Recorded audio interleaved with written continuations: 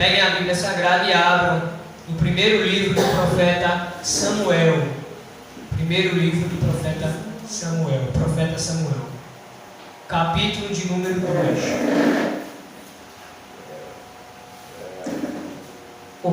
Capítulo de número 1, perdão. 1 Samuel, capítulo de número 1, a partir do verso 9. Faça uso da Bíblia Sagrada. Se você vem para a casa de Deus, esteja com a sua arma. O soldado, ele não vai para um combate desarmado. Ele está armado com a palavra, com uma arma, com um rifle, com a metralhadora, ele está armado. E o soldado de Cristo tem que estar armado com a palavra, com a Bíblia Sagrada. Amém? 1 Samuel, capítulo 1, a partir do verso de número 9. A igreja achou, diga amém. Amém. Diz assim, vamos ler juntos. Então Ana se levantou depois que comeram e beberam em Siló. E Eli, o sacerdote, estava sentado numa cadeira junto a um pilar do templo do Senhor. Ela, pois, com amargura de alma, orou ao Senhor e chorou abundantemente. Eu gostaria de ler o verso de número 10 e a igreja repetisse, assim como a mocidade repetisse em seguida. Eu leio, em seguida a igreja repete bem forte. Amém? Estamos de acordo? Quem está de acordo, diga amém. Amém. Ela, pois, com amargura de alma, orou ao Senhor, e chorou abundantemente. Amém? Gostaria de, antes de iniciar, fazer uma oração rapidamente. E tudo tem que ter oração, né? Gostaria de orar para que Deus fale conosco. Quem tem que falar não é o irmão Iago, não. Quem tem que falar aqui é o Espírito Santo de Deus. Então feche os seus olhos rapidamente no seu lugar e vamos orar. Senhor nosso Deus, Pai amado e Pai bendito, nesse momento, Senhor, nós estamos com os nossos ouvidos e corações abertos para ouvir, Senhor, a Tua boca falando com cada um, Senhor, que chegou aqui. Porque quem chegou aqui, Senhor, quem deixou os seus lares para ir com o intuito de vir te adorar, não veio ouvir, Senhor, diplomacia do homem, nem sabedoria humana, Senhor.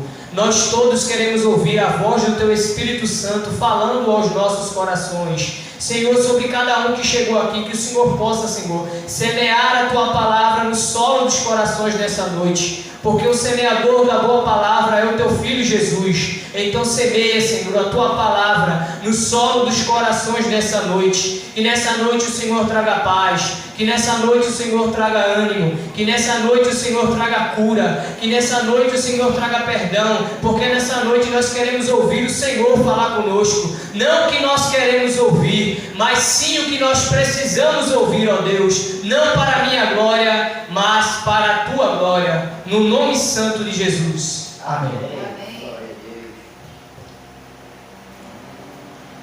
Estamos já diante de uma história conhecida pela Igreja do Senhor, que conta a história de um homem. No capítulo 1, em versículo 1, cita que este homem era chamado de Elcana. Esse homem Elcana, ele era uma pessoa muito temente a Deus, porque anualmente ele ia ao tabernáculo que ficava em Siló. Na época de Elcana não havia templos, então a lei de Moisés mandava que um tabernáculo ele fosse armado e desarmado para que todos pudessem adorar a Deus. E esse tabernáculo ele estava localizado em Siló.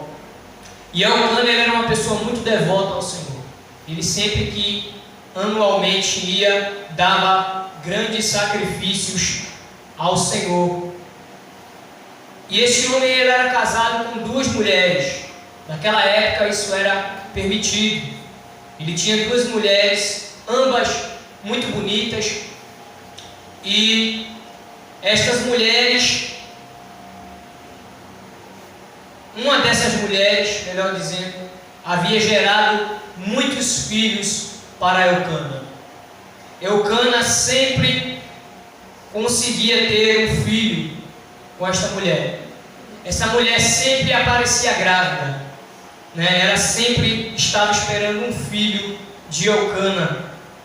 E as pessoas comentavam a virtude, né? Como aquela mulher ela era fértil, né?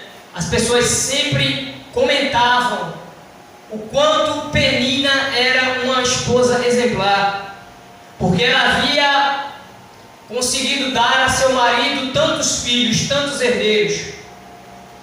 E na cidade ela era muito elogiada por onde passava. Quando ela se passava com seus filhos, a cidade inteira, a vizinhança inteira comentava da felicidade de Penina e de Elcana. Mas se você me perguntar, e a Ana? Como que era a vida de Ana? Ana, ela era a espectadora. Ela era a pessoa que ficava sentada e assistia. Ela assistia todas essas anedotas familiares. Ana, ela ouvia os burburinhos, os comentários das pessoas elogiando a outra esposa de Elcana, dizendo que o quanto ela era fértil, o quanto a Penina ela é uma pessoa fértil, ela gera filhos com facilidade, o quanto Elcana deveria sentir orgulho daquela mulher, por quanto ela estava lhe dando todos os anos descendentes, aumentando a sua prole, aumentando a sua descendência. Aleluia. Ana, ao contrário de Penina, ela não era uma mulher fértil. Ela não conseguia engravidar. Por mais que ela tentava, por mais que ela buscava, inclusive em oração, em sacrifícios a Deus, ela não conseguia engravidar de Elcana. E era uma frustração para aquela mulher naquela época, porque se hoje uma mulher que não consegue ter filhos ainda é muito desprezada pela sociedade, fica à mercê de comentários maldosos, imagina naquela época, que quando você se tinha uma filha, a virtude da mulher naquela sociedade mais primitiva era gerar filhos, conceber filhos, e assim gerar a descendência do seu esposo, especialmente quando se nasciam filhos homens. Quando uma mulher ela possuía a infelicidade de não conseguir engravidar, quando ela era infértil, ela sofria bastante preconceito da sociedade. As pessoas falavam mal. Inclusive as pessoas começavam a prejulgar ela. Diziam: como que essa mulher pode ser uma mulher de Deus se o próprio Deus secou o seu ventre, a sua madre?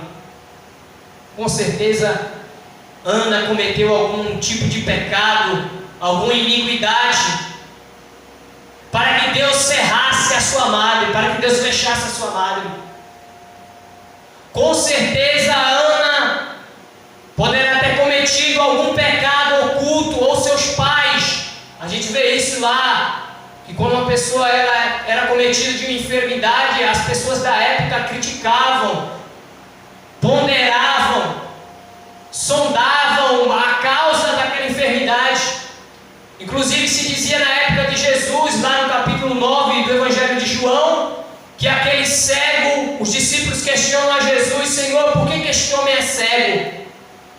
Este pecou ou seus pais para que nascesse cego? Então naquela época, a pessoa que era cometida de algum tipo de enfermidade, ela sofria muito preconceito, não só da família como da sociedade. E Ana, além de sofrer todo o preconceito, além do seu coração estar tão pesado pelas críticas da sociedade, da vizinhança, da família, ela ainda sofria um conflito, uma crise familiar na sua casa. Continue aberto a sua Bíblia. Primeiro capítulo, de Samuel, o capítulo de número 1, verso 3 diz o seguinte: subiu, pois, este homem da sua cidade, de ano em ano, a adorar e a sacrificar ao Senhor dos exércitos em Siló. E estavam ali os sacerdotes em Siló. Estavam ali os sacerdotes do Senhor, Ofni e Finéias, os 2 filhos de Eli.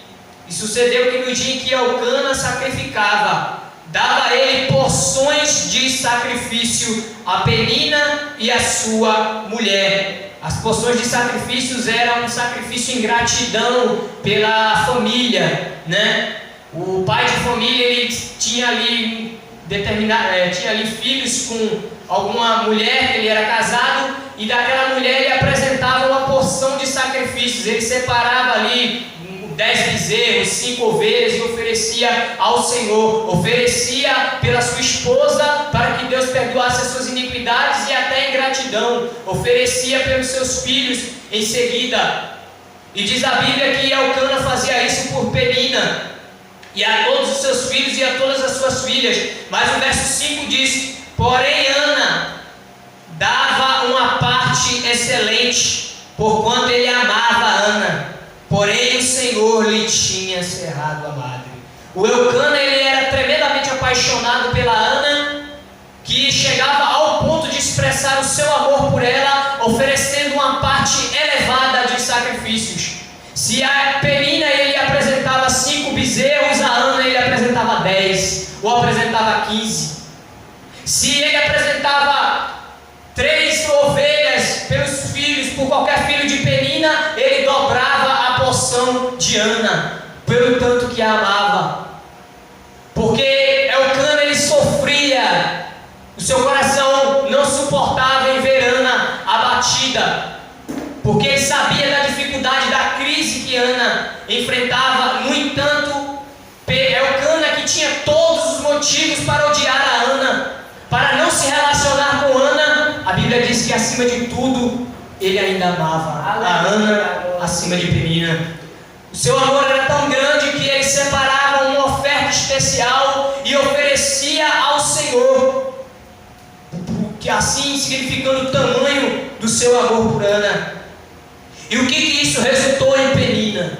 Quando Penina via que Elcana apresentava uma porção maior de sacrifícios para Ana, quando Penina via que Elcana amava mais a Ana do que ela, passava mais tempo íntimo com Ana do que com ela, muitas vezes deixava de conversar com os filhos para consolar Ana, Penina começou a ficar com inveja de Ana. Apesar, Penina, não era só Ana que era frustrada, Penina também era frustrada, porque ela queria mais atenção de Elcana. E a sua frustração era tão grande que ela começa agora a provocar a Ana. Começa a soltar alfinetadas para Ana. Começa a perseguir Ana com zombarias, com comentários. Veja o que diz o verso de número 6. E a sua competidora excessivamente, dia e noite, provocava a Ana. A Penina chegava: meu filho, vem aqui e vai buscar um copo de água para sua mãe. Eu tenho um filho para me buscar um copo de água. Meu filho, vai ali, vai lá naquele rio lavar a roupa para sua mãe. Minha filha, vá até ali levar água para as ovelhas. Como eu amo os meus filhos são a minha herança, é a herança do Senhor. E ela provocava a Ana dia e noite com comentários. Como deve ser ruim, hein? Não ter filhos. Graças a Deus que eu tenho os meus filhos. Graças a Deus que o Senhor me abençoou e eu posso produzir filhos. Eu posso gerar filhos diariamente. E quanto mais Penina perseguia Ana, quanto mais Penina criticava Ana, alfinetava Ana, mais Elcana se aproximava de Ana. Um conflito familiar terrível. Uma crise familiar. E era diariamente. Sempre havia rixa de Penina contra Ana. E o verso de número 7 diz: e assim o fazia ele de ano em ano, quando ele subia à casa do Senhor. Anualmente, durante essa cerimônia, esse sacrifício, esse culto, esse ritual especial, todo ano, Ana era humilhada por Penina.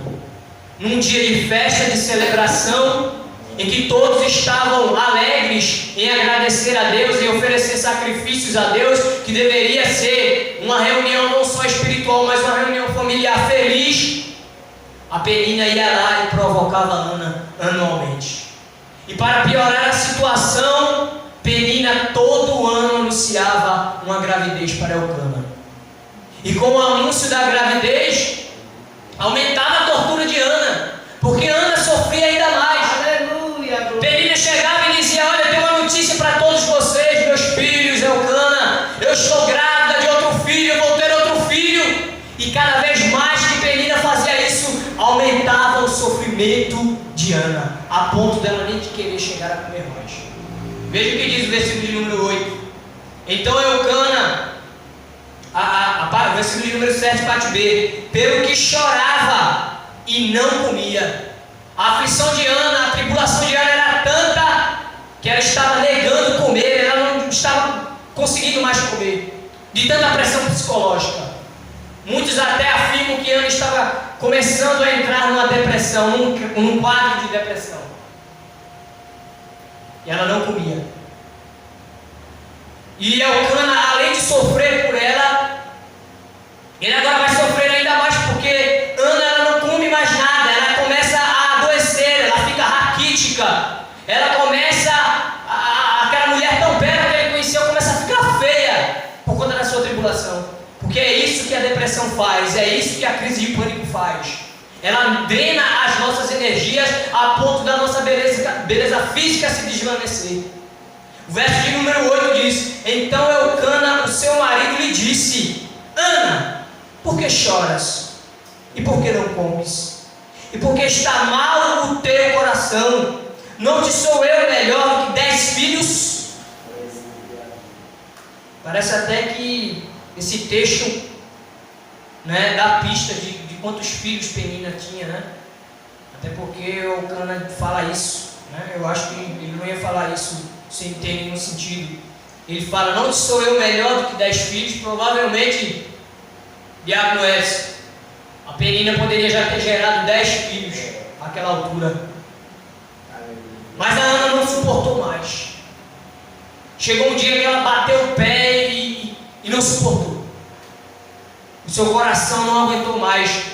Porque esse é o pior tipo de pessoa. É a pessoa que aguenta aquela dor, aquela humilhação, tranca aquilo no seu coração e não consegue desabafar, não consegue se abrir, fica guardando, entranhando aquilo dentro do seu ser. E ela não aguentou mais. Mas quem ela poderia procurar ajuda? Já que Elcana talvez já deveria ter procurado algum médico na época, porque ele tinha condições para isso. Quem poderia ajudar aquela mulher se a medicina não poderia? Se conselhos e se amizades e até o dinheiro não poderia ajudar aquela mulher? Quem poderia ajudar aquela mulher? Ana, ela está em Siló, diante do tabernáculo do Senhor, e ela resolve buscar a Deus. A solução para o teu problema muitas vezes não é o médico que vai proporcionar. A solução para o teu problema muitas vezes não é o advogado que vai proporcionar. A solução muitas vezes para o teu problema não é a tua esposa, não é o teu esposo que vai proporcionar. A solução está no tabernáculo, que é a casa de Deus. E eu te digo que nesse lugar tem resposta, que nesse lugar tem providência, e que nesse lugar o Senhor está sentado e Ele está atento à minha e à tua oração. Então somente se disponha e busque ao Senhor, porque este lugar é sagrado, este lugar é o tabernáculo do Senhor, neste lugar repousa os olhos do Senhor e Ele está disposto a te ajudar. Aleluia, aleluia.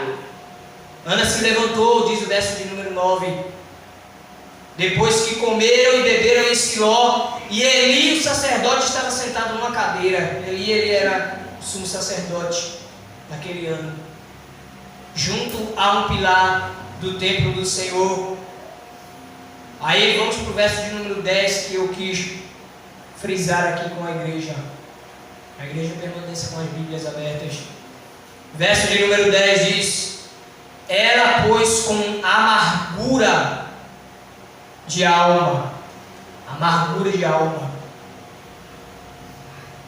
era uma amargura que ela estava passando, desgosto, desencadeou nela uma depressão.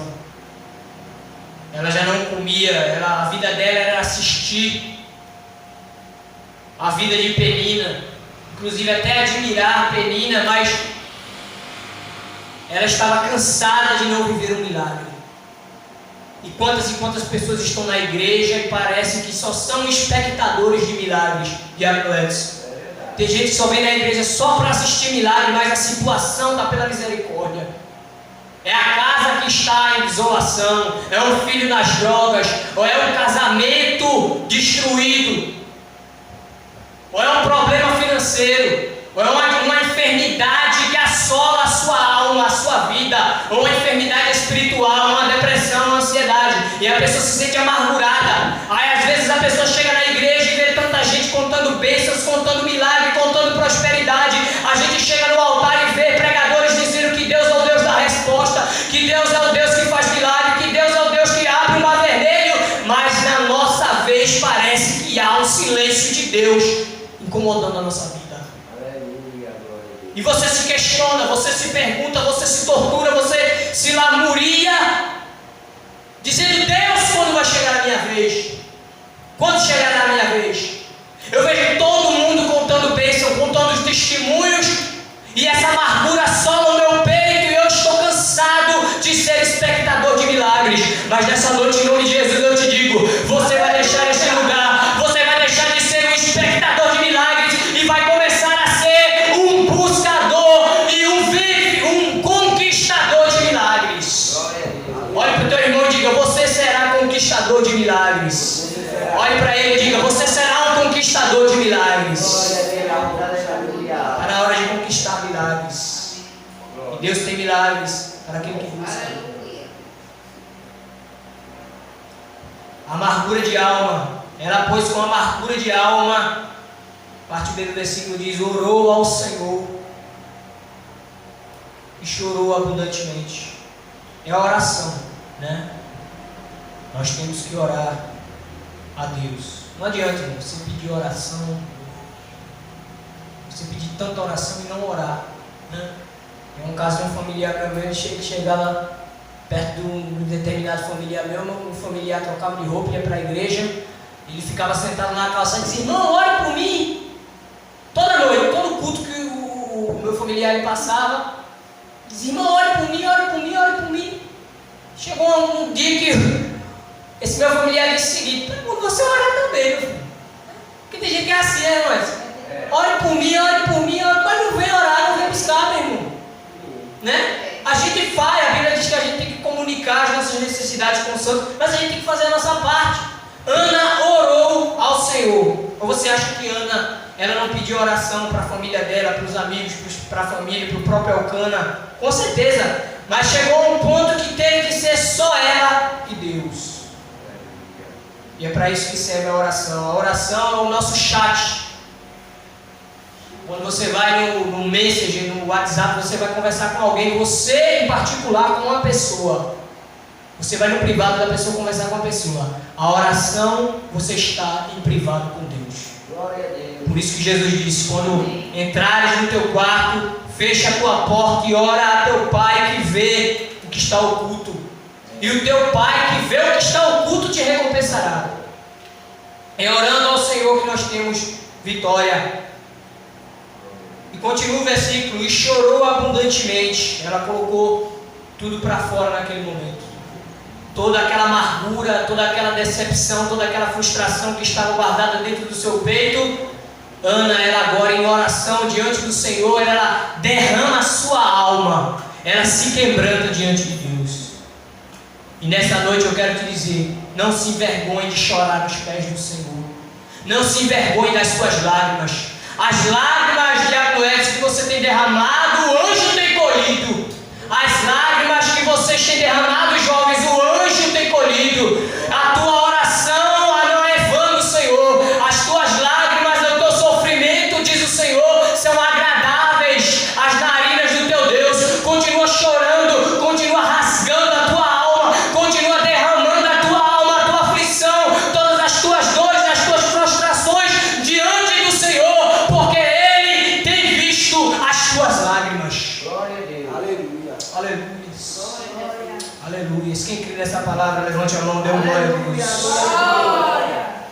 E esta foi a oração de Ana, verso de número 11. E voltou um voto, diga, voltou um voto, dizendo: Senhor dos exércitos, se benignamente atentares é prestar atenção, porque parece que Deus não estava prestando atenção na situação da Ana. Ela sabia que Deus via a sua situação, ela sabia que Deus via o seu sofrimento, mas parece que Ana está pedindo para Deus se atentar, para Ele prestar um carinho, Ele prestar um cuidado a mais na sua causa. Ana, ela fala para Deus se atentar à sua oração, para que Deus haja com urgência na sua vida, porque ela estava cansada das humilhações e do sofrimento que ela carregava no seu peito. É por isso que ela está pedindo para Deus se atentar à sua causa.